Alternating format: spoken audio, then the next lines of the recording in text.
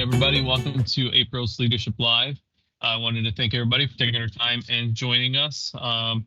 And thank you, Dr. Barbara, for setting all this up, and Dr. Professor Bowman for being our guest this month. So we always talk about our why, and our why for Rosewood is to multiply the blessings and opportunities that have been put into our trust. Please try to remember that. We know we give prizes out for Leadership Live or for our morning blend meeting. So good thing to remember that. So team, good to go. And we always like to go over our themes and our topics for the year. And we just wrapped up Q1. We do have the leadership development and adapting to change and leadership. We had over 41 people participate. So thank you everybody for participating for those. You guys wrapped up that Q1 with badges. Those will be getting passed out this week. And going in Q2, we are building a high performance team. On that one, we're going to go into and kick it off in April with Professor Bowman on effective team communications. All right. Thank you so much, Antonio. Appreciate that. I'm going to turn down my speaker here so I'm not hearing myself. So we'll move on ahead to effective team communication as we look at, and when we talk about communication, we're simply talking about the way people convey information to each other, but also respond to information. And so we will talk about the way humans do that. We're fascinating as we do this, and you've probably seen quite a few surveys and polls that have come out that say that communication is one of the skills that are most needed.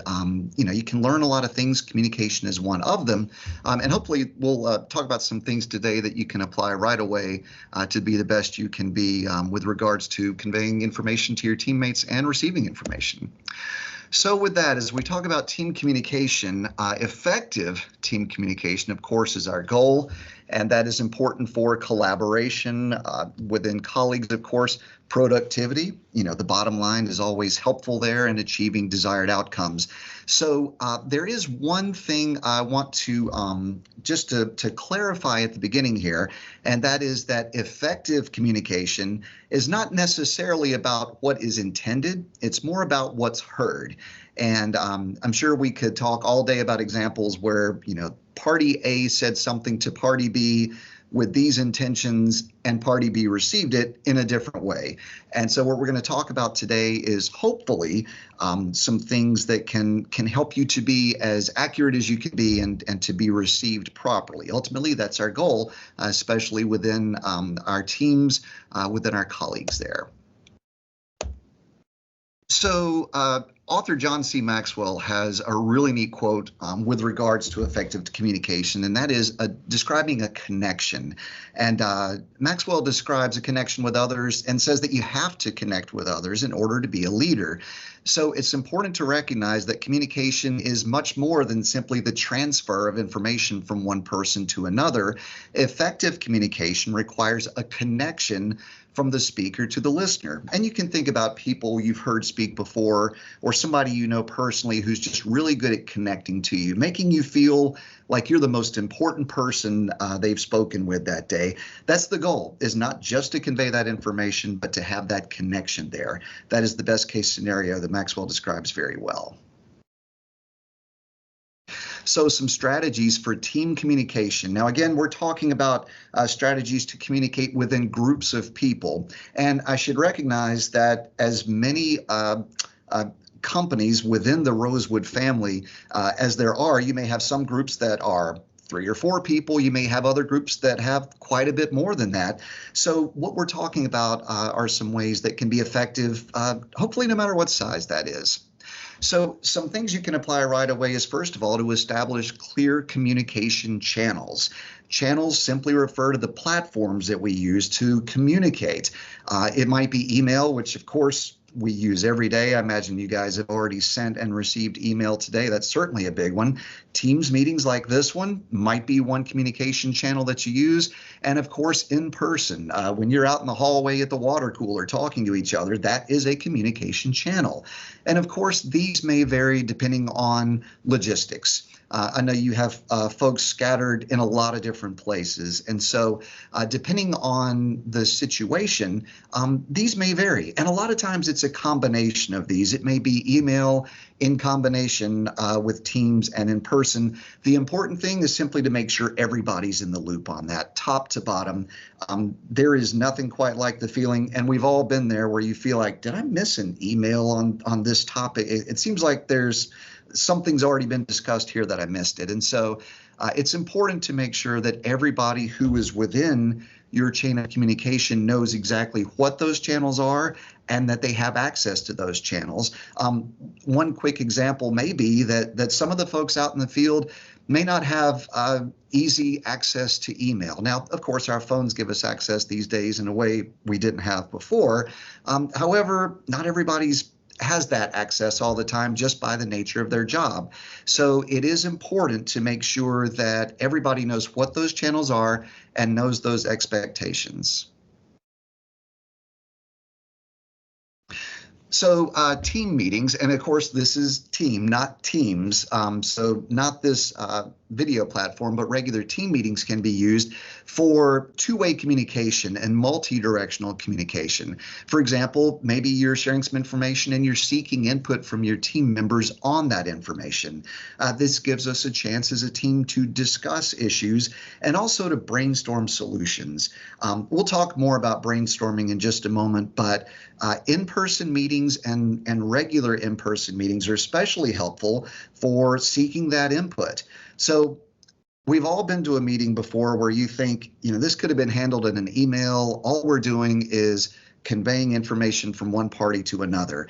In those cases, an in-person meeting might not be necessary. Sometimes an email or a newsletter may be appropriate. Now, of course, that is a management style. I'll let you determine what's best for the people in your chain of command there. However, it is important to know that humans don't necessarily need a meeting for every communication that happens. Sometimes an email with some very simple, clear information can be helpful, and that gives people time in their day to take care of the other things. However, email is not such a great way to seek input and to discuss issues. We've all probably been in that reply all email situation where things are just going back and forth, and it can be very difficult to keep up with that. So human beings do well when we're sitting in groups, having these conversations. Of course, Teams meetings like this are also helpful because we can see and hear each other. However, if we're simply conveying information, maybe next Friday we're doing this, or we have this upcoming deadline for something, an email or a newsletter may be the most appropriate way to simply convey information like that when you're not necessarily seeking feedback.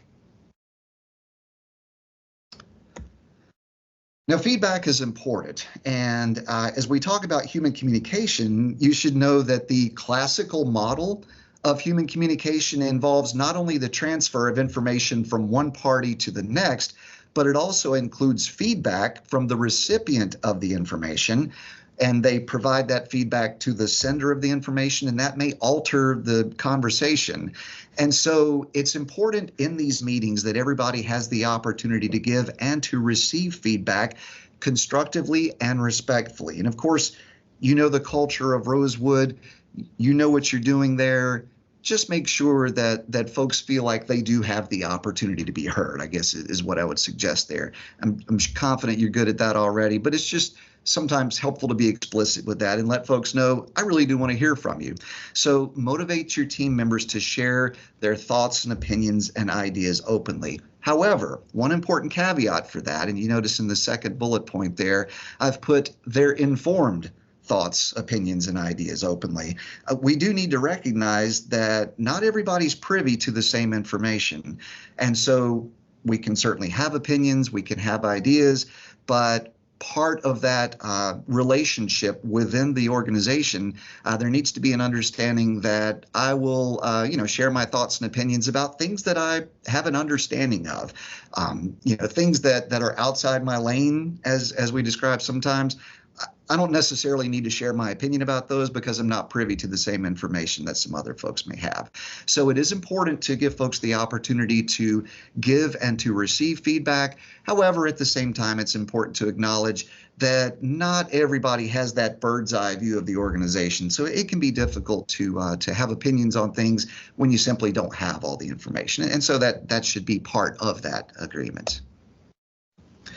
So as we continue talking about these strategies, it's important to set clear expectations when communicating. So we've talked about clear channels. We also want to ensure that everyone understands their roles, responsibilities, and their expectations. This is your role within this project or within this position. And so we need to recognize too that some of the groups we're in don't last forever. Sometimes you're assigned to an ad hoc committee or a group that meets for a term. Maybe they work for 6 months on this project and then that group is dissolved and you move on to the next thing. It's just important with communication to make sure that everybody understands their roles there. A big part of that is allowing team members to ask clarifying questions. So again, this isn't just I disagree with this or something like this. This is clarifying question. I just want to make sure I understand what my role is here or what our expectations are. What does success look like at the end of this project, that sort of thing. And this is one of the most enjoyable parts of team communication, and that is celebrating successes. It is important to recognize and celebrate achievements for all of the team members when you know about those things. I've talked with quite a few colleagues over the years who said that they appreciate their salaries, they appreciate the benefits they get at work, but one thing they're missing is just the acknowledgement of good job on this. We see that you put your all into this project or this account or whatever, and it's so easy to recognize and to celebrate those things, but sometimes it can also be easy to overlook those things and think, well, they're just doing their job. And you can make a point for that, but at the same time, that sort of thing goes a long way in making somebody feel like they are a valued part of the organization. And when somebody feels like they're a valued part of any group, they're more likely to contribute to that group. So celebrate those successes. It's also important to recognize that different perspectives can actually make a much better group. So yes, there are certainly some times where it's a top-down sort of thing and information is conveyed from here to here, and this is the approach, and that's totally appropriate at times. However, as the team members feel like they're valued and that they can share informed thoughts and perspectives on things, we can recognize that a variety of those views can help us to be more effective. My son is a good example of this. He's in his early 20s, and he and I sometimes just see things differently, but I've learned a lot from him because he just sees things, his brain works differently than mine does, and he sometimes sees things that I'm just a little bit blind to. I'm just not aware of that, and so that can be really helpful. Does it mean you have to agree with them? No, of course not, but it does help to just be aware of those different opinions and to acknowledge those opinions. All right, so as we talk about human communication, remember I talked about you have one party sending information and another party receiving the information and then providing feedback. Well, there are a lot of different types of communication, as we talked about earlier. We have email, we have virtual meetings like this, these team meetings, we have newsletters, we have, actual snail mail, all that sort of thing. We should recognize that some forms of communication provide a much richer experience than others. And so we're going to look at a drawing of a model here in just a moment that talks about the richness of media. And these apply directly to communication because media are simply tools we use to communicate with other people. So richer forms of communication allow the receiver of that message to better understand details, nuances, little things that may not be explicitly stated. And let me show you this model.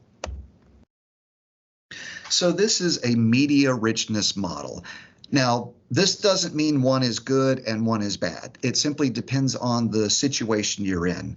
So rich media tend to be best for one-on-one conversations or detailed conversations.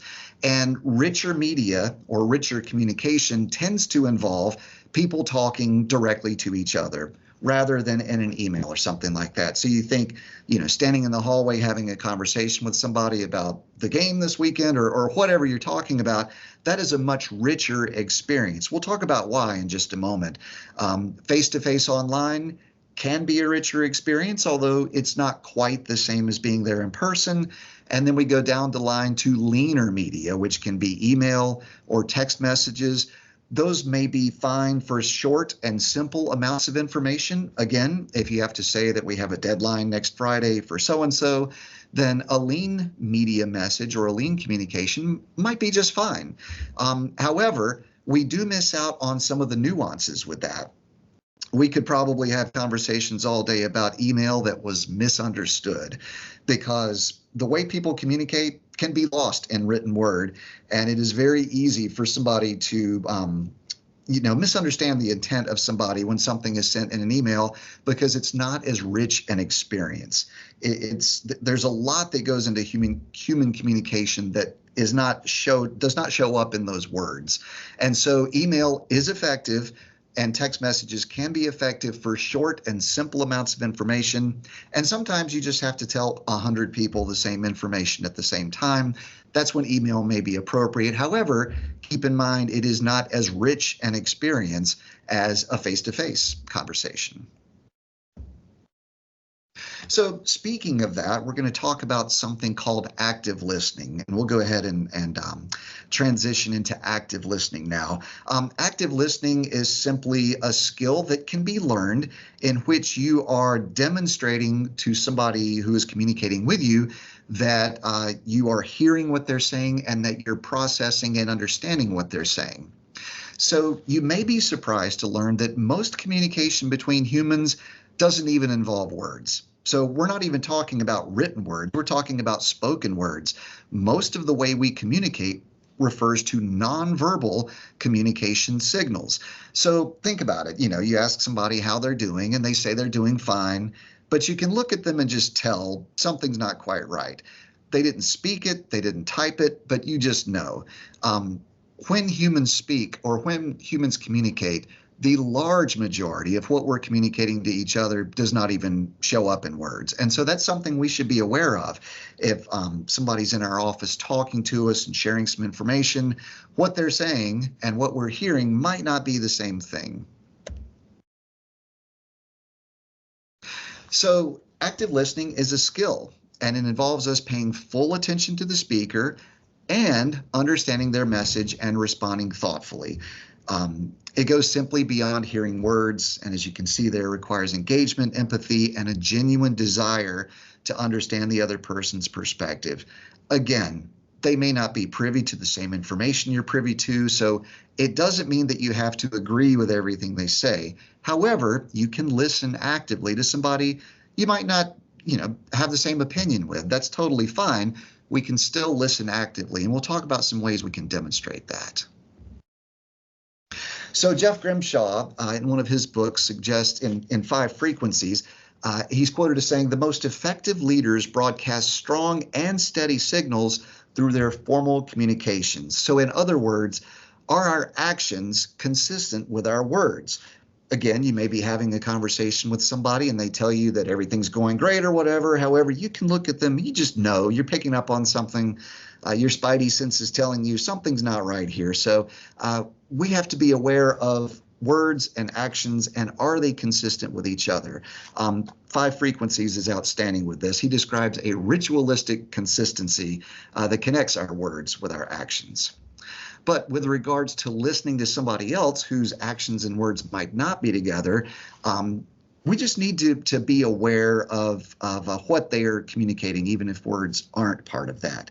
So when we actively listen, we're more likely to understand the person's message accurately and, just as importantly, to respond appropriately. Because remember, the way we communicate with each other is as much about what's heard is about what is said. So this can lead to more productive conversations at work, certainly more better use of time and better decision making. And it can also lead to stronger relationships at work.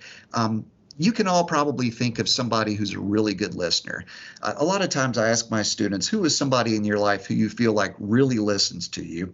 And it's interesting hearing some of their responses. And at this age, what I hear from them a lot is my grandmother, my grandfather, that sort of thing. They feel like their grandmother or their grandfather really takes the time to pay attention to what they're saying. So that's sort of the goal. If you can value that perspective and say, yeah, I can see where that comes from, that's sort of the ideal person who can be a good active listener. So you may have seen this back in school, but I think I think this is worth looking at here, because the fact is we don't always pay attention when somebody's speaking to us. For example, if you've been to a date in one of these fast casual places that has a bunch of screens up on the wall, and there are games on every screen, there's a boxing match over here, there's a football game over there, there's chatter over on this channel, all sorts of stuff on there. It can be tough to have a conversation in an environment like that because there's all sorts of distractions around you. So Simons and Chabris did a selective attention test. This is 25 years old this year, and people are still talking about this test. And let me show you what this looks like. And in fact, at the end of our call today, Antonio has been kind enough to find the video for this. And we'll actually show that video so you can see what this looks like. For now, we're going to look at screenshots because I want to emphasize some of the content of the video. But this is about selective attention and just demonstrates that we just don't see what's right in front of us sometimes, and that relates directly to active listening. So at the beginning of the video, and it's about a 2-minute video, this was an experiment done in a collegiate setting. So the instructions were to count how many times the players you'll see on the screen who are wearing white shirts pass the basketball. So what you're going to see is about 8 or 10 students who are passing basketballs around, and the instructions are to count how many times the students wearing white pass the ball. Simple enough, right? This should be fairly simple. And so, again, 25-year-old test. The video looks like it's 25 years old, but you see these students bouncing the balls around. You have 3 students in white, 3 students in black. Video runs for about 30 seconds of just this back and forth with the ball bouncing around. And then, as you can see on this sequence of shots here, a woman wearing a gorilla suit walks in slowly from the right side of the screen, stands in the middle of the screen, beats her chest like King Kong, and then slowly walks out of the shot. She's in the video for quite a long time and then walks out of the video. She's right there. We can't miss her now that we know she's there. However, you might be surprised to learn, if you think, did 1% of the people who were part of this experiment miss the gorilla and not see the gorilla at all? It seems impossible. What if I told you 2% of the people who saw this experiment missed the gorilla? Would I be so bold as to say 10% missed it?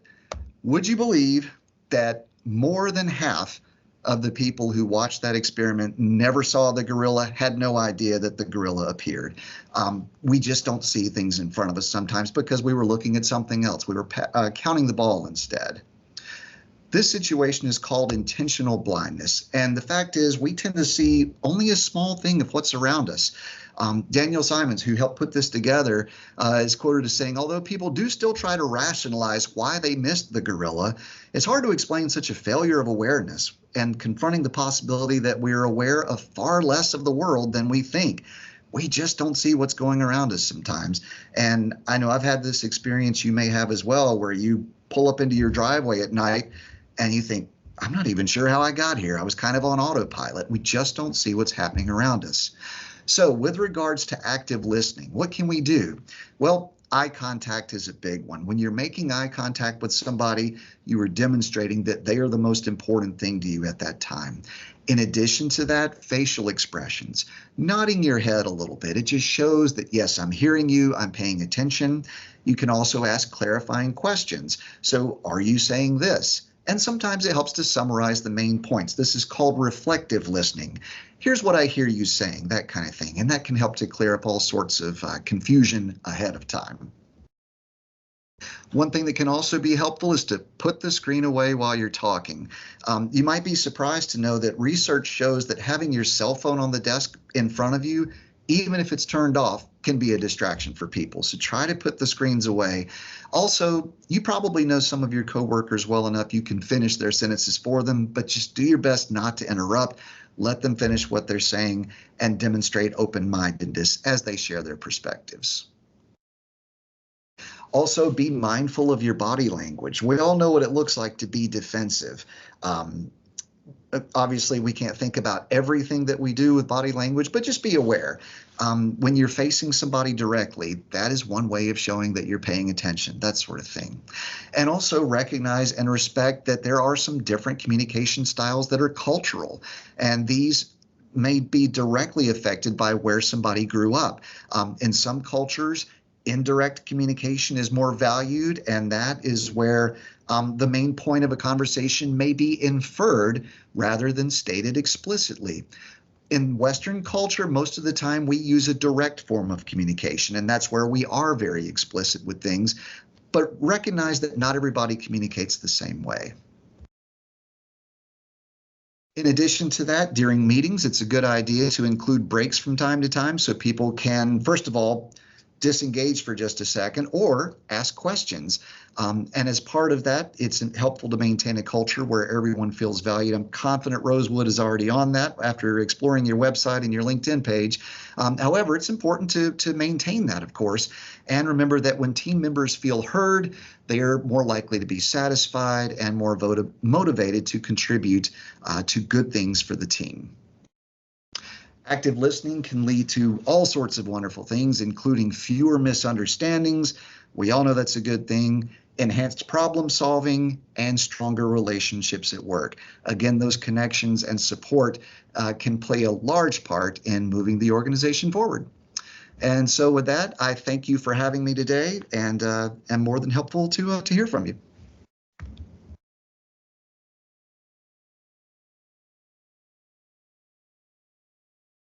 Brian, go.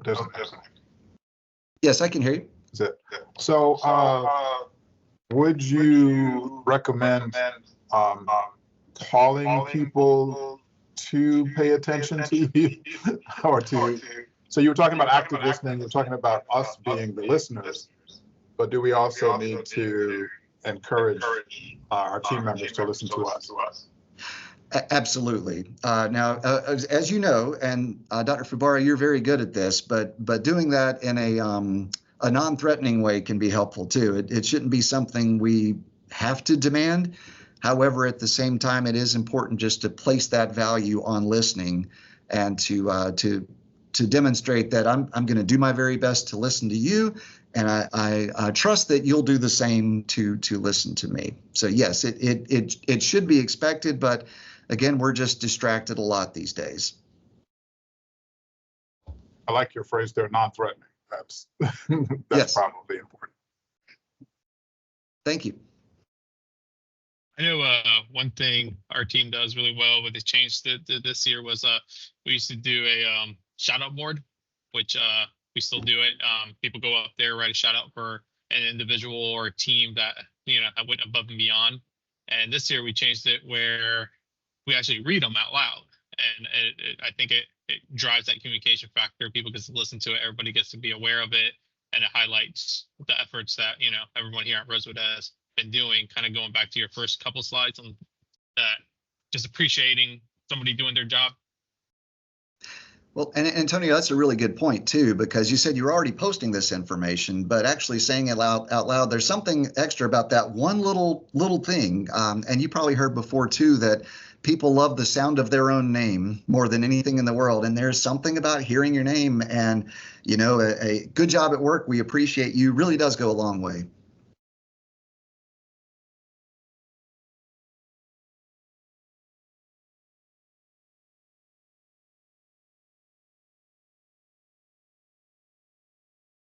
Are there any other questions or observations?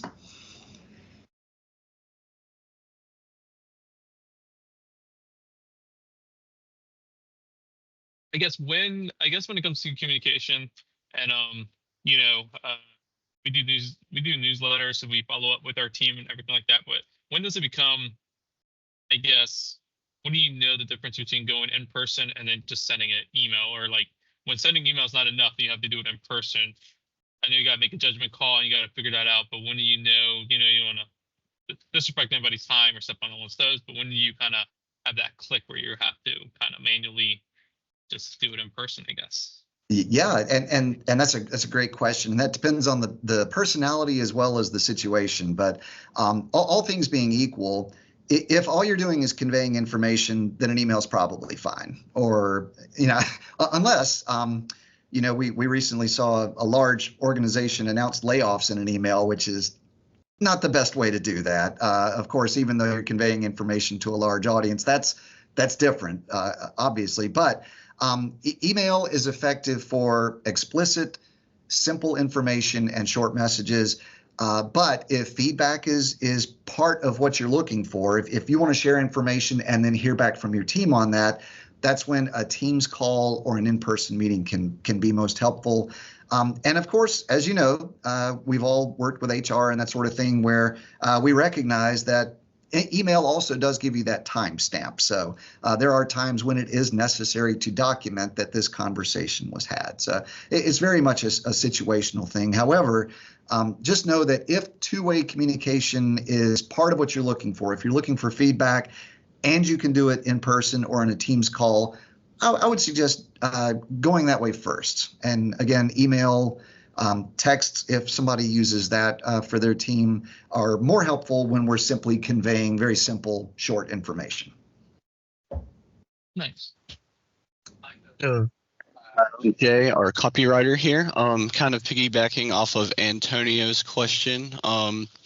Let's say the communication isn't two-way. It's kind of you're the one communicating and you're not getting back the feedback you think is relevant to your question, or you're not getting any feedback at all. Would you have any, I guess, effective tips or strategies on how you can kind of create that two-way communication when it's not there? Jay, that is a great question, and that has happened to all of us. I think we all know what that's like when you're doing your best to send this out and you're just not hearing a response. A couple of things, and again, this is situational, but one simple thing you can do is to analyze the message that you're sending out and just make sure that it's as clear as it can be and that expectation is clearly understood by the recipient. So specifically what I'm talking about there is the subject line of your email. So is it clear that, here's the topic and I need a response by this date? So for example, if I'm looking for a response from, 10 people by next Friday, I may put something in the subject line along the lines of, please respond by Friday, need your input, or something like that, where there's a clear call to action right there in the subject line, because I think we all know how the triage of email is. We look at the subject line, look at the first sentence, try to glance at that, determine how urgent is this. And then human nature just says we're going to put that off until later if we don't deem it to be time sensitive now. So I would just encourage you to look at the subject line, look at the first line in it, just to make sure that they know exactly what you're asking for and when you need it.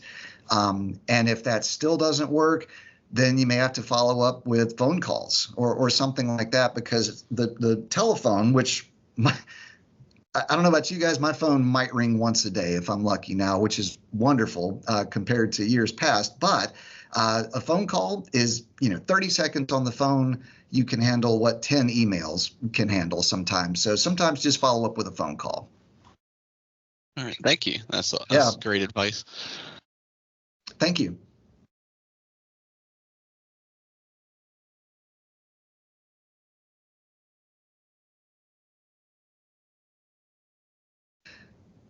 So I see that our time is winding down, and Antonio was kind enough to find that gorilla video. It runs about 2 minutes. If you guys would like to see that, I think you'd get a kick out of it. Now, you already know the punchline. You know the gorilla's there. However, it is a fun experiment to watch, and again, to see that more than half of people never saw the gorilla when they watched the experiment. So, Antonio, do you have that queued up there? Yes, sir. Let me see if I can take over the sharing. There we go. Appreciate that. Try one more time. There we go. Can everybody see the screen? Yes. Perfect. This is a test of selective attention. Count how many times the players wearing white pass the basketball.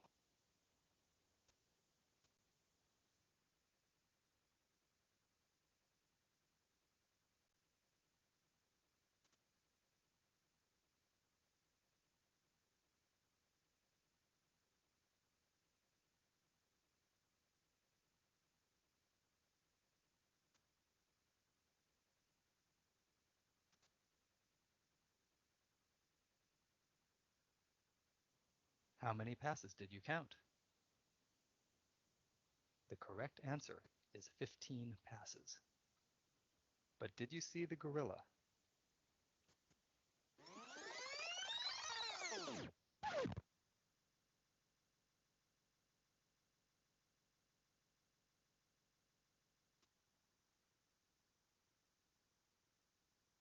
This video is from research by Daniel Simons and Christopher Chabris and is copyrighted. It is Now, in full disclosure, I have to admit, I didn't see the woman in the gorilla suit the first time I saw that. I watched it. I was counting diligently to see where the basketball was, never saw the gorilla. So I think some of us can admit that maybe we are better at paying attention to somebody who's speaking in front of us. However, I think this is something we can all work on and just acknowledge our shortcomings sometimes as people. No, thank you, Professor Bowman, and thank you, Dr. Barbara, for joining us for this April's Leadership Live, and thank you, everybody, for joining us. As I always say, if you need to rewatch the first one for Q1's Leadership Lives, they are on YouTube. They're also on a email that we sent out to remind you guys about Leadership Live. So the hyperlinks are in there, and they are on YouTube. They are in a 2024 playlist. So rewatch those, submit your questions, let us know, and we'll get your pin to you. As I said, we had about 41 people complete Q1, so those pins will be going out. So I appreciate for everybody joining and participating. And I'll give you guys back some time for your Wednesday. So if you have any questions later on, just let me know. I can send them over to Dr. Bowman, but we do appreciate your time. Take care, everybody. Thank you so much, everybody. Thank you. Thank you, guys. Thank you. Thank you.